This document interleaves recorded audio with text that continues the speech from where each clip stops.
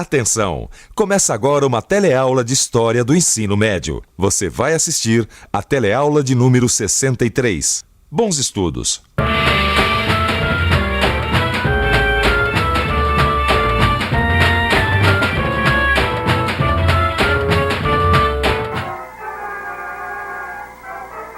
E atenção!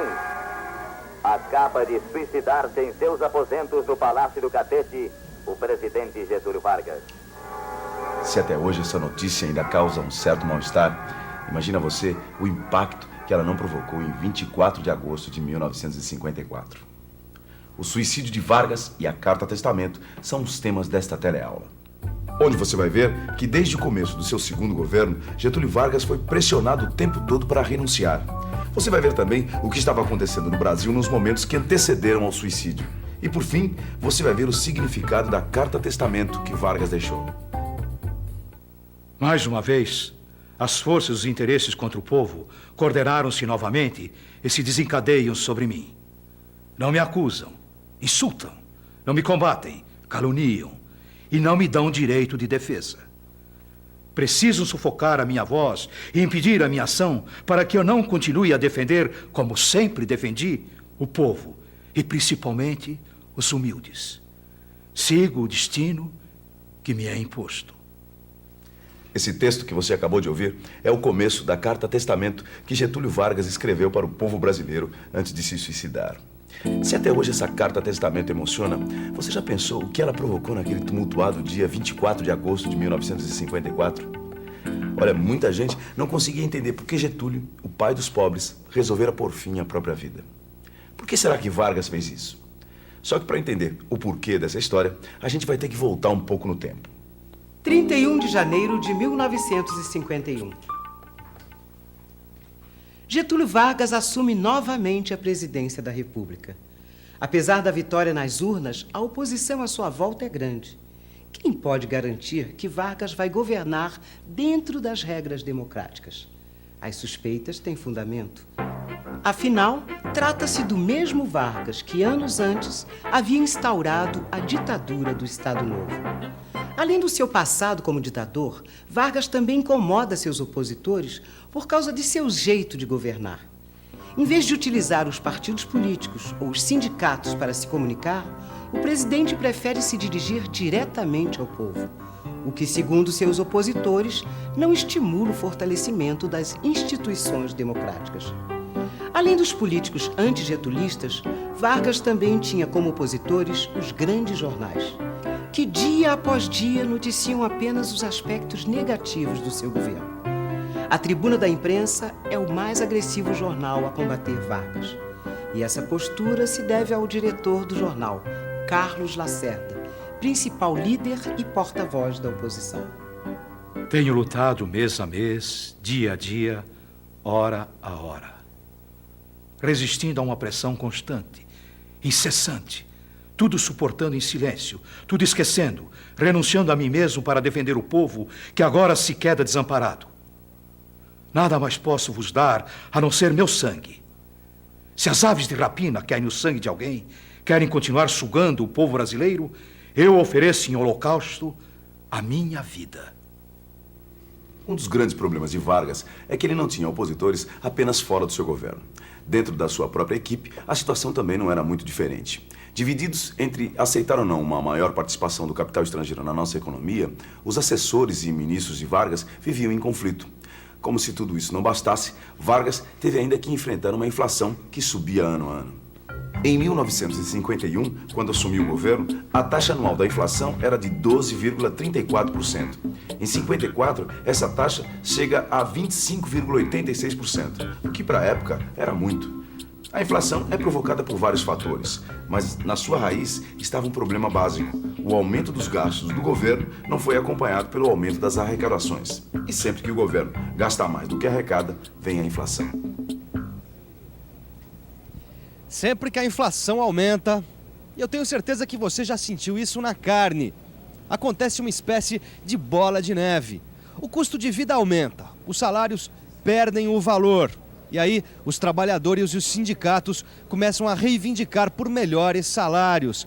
Só que naquele momento, o governo não atendeu às reivindicações salariais, ou seja, os salários não aumentaram. E aí, você sabe o que aconteceu. Os trabalhadores cruzaram os braços e entraram em greve.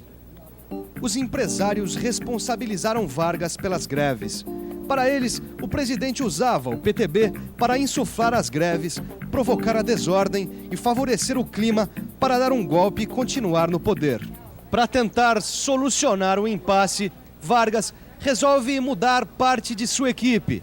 E para o Ministério do Trabalho, ele convida um jovem político gaúcho do PTB. Seu nome, João Goulart, mais conhecido como Jango. Só que o tiro acaba saindo pela culatra. A reforma ministerial, que deveria aplacar os ânimos da oposição, acaba trazendo ainda mais problemas. Muitos veem com desconfiança a nomeação de Jango, principalmente pelo fato dele ter boas relações com os líderes sindicais. A imprensa começa a divulgar que por trás do ministro do Trabalho se escondia a verdadeira intenção de Vargas: transformar o Brasil numa república sindicalista. Mais uma vez, os opositores viam em Vargas um inimigo da democracia. Havia desconfiança, medo de que o presidente repetisse o golpe de 37. Vargas não conseguia se libertar do seu passado, um passado que o condenava como ditador. Mas ainda assim, Jango continuava como ministro do Trabalho, mas por pouco tempo. Em fevereiro de 1954, ele propõe o aumento de 100% do salário mínimo. Foi a gota d'água. O meio militar se revolta com essa proposta de aumento do salário mínimo e divulgam um documento que ficou conhecido como Manifesto dos Coronéis. As pressões aumentam, João Goulart não resiste e pede demissão. Voltei ao governo nos braços do povo. A campanha subterrânea dos grupos internacionais aliou-se à dos grupos nacionais revoltados contra o regime de garantia do trabalho. Contra a justiça da revisão do salário mínimo se desencadearam ódios. Não querem que o trabalhador seja livre. Não querem que o povo seja independente. A oposição, como você está percebendo, vai se tornando cada vez mais agressiva e organizada. Mas Vargas não desiste. Tem uma ideia. Resolve adotar uma postura mais nacionalista e popular. Uma postura que se traduz na forma de um decreto. No dia 1º de maio de 1954, Vargas aumenta o salário mínimo em 100%. Bem, a medida cai como uma bomba entre os empresários, os militares e os políticos, que depois desse episódio passam a se organizar para tirar Vargas do governo. Para completar o quadro, que vai ficando cada vez mais complicado para Vargas, os grandes jornais intensificam ainda mais as críticas que já vinham fazendo. Olha só que coisa, Vicente. Ele não era apoiado por nenhum jornal. Todo mundo era contra ele. É incrível, mas foi exatamente isso que aconteceu, Gil. Na verdade, só as críticas, só os aspectos negativos do governo é que eram noticiados. As boas realizações de Getúlio Vargas eram boicotadas pelos jornais de grande circulação. Sabe uma coisa que eu tava pensando, Vicente? Como é que ele conseguia governar sem o apoio da imprensa? Pois é, mas aí é que tá o problema, Gil. Governar sem a imprensa é muito difícil, entendeu? É como se o governo ficasse mudo, não conseguisse falar, se expressar, contar suas ideias para a população. Esse que é o problema. Mas tem uma coisa, viu? Conhecendo o Getúlio como a gente conhece, ele deve ter feito alguma coisa. Matou a charada. O que ele falou? Já que os jornais estão me boicotando, o que eu faço? Vou ajudar o Samuel Weiner, que era um jornalista amigo dele, a criar um novo jornal, que foi a Última Hora. Mas peraí, ajudou como? Ajudar através de empréstimos do Banco do Brasil, empréstimos vantajosos, para o Samuel Weiner poder levar essa empreitada adiante. E deu certo? Se deu certo, Última Hora foi um sucesso editorial. Era popular, bem feito, moderno, um jornal que em pouco tempo alcançou um grande número de leitores. Mas peraí, e a oposição, os outros jornais, ninguém falou nada? Pois é, Samuel Weiner ele foi acusado de ter recebido ajuda do governo, entendeu? Apesar que nada foi provado. Mas mesmo assim, o Getúlio Vargas foi acusado de corrupto, de usar a máquina do governo para favorecer os amigos, essas coisas. Ao ódio respondo com o perdão. E aos que pensam que me derrotam, respondo com a minha vitória. Era escravo do povo e hoje me liberto para a vida eterna. Mas esse povo de quem fui escravo não será mais escravo de ninguém. Meu sacrifício ficará para sempre em sua alma, e meu sangue terá o preço do seu resgate.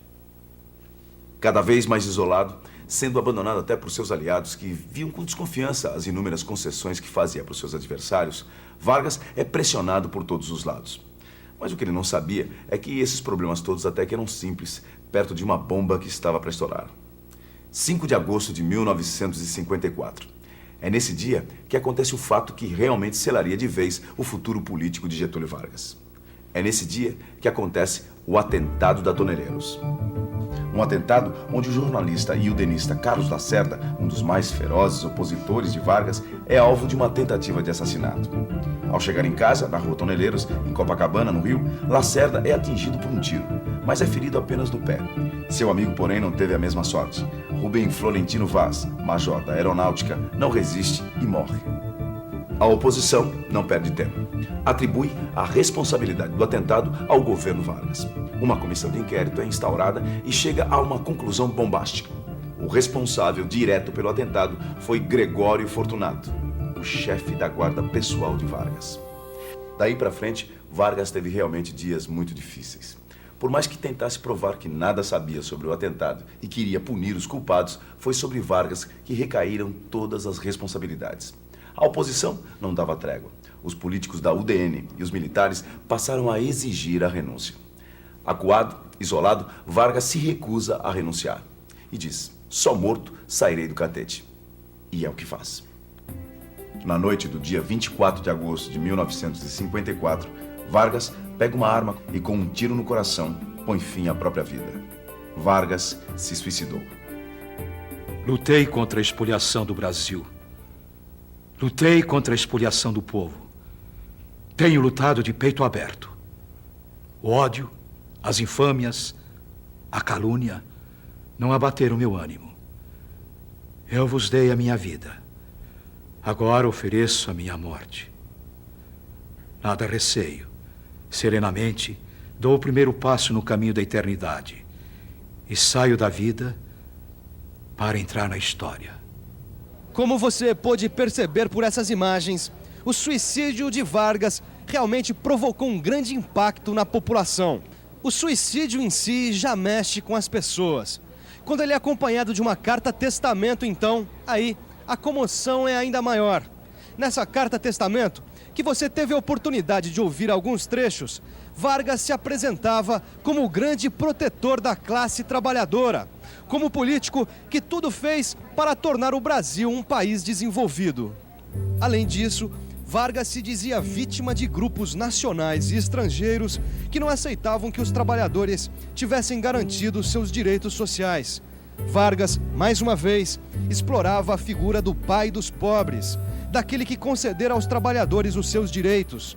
Através da carta-testamento, Vargas deixou uma imagem de herói, daquele que lutou pelo bem do país, mas que teve que se sacrificar porque perdeu a batalha final.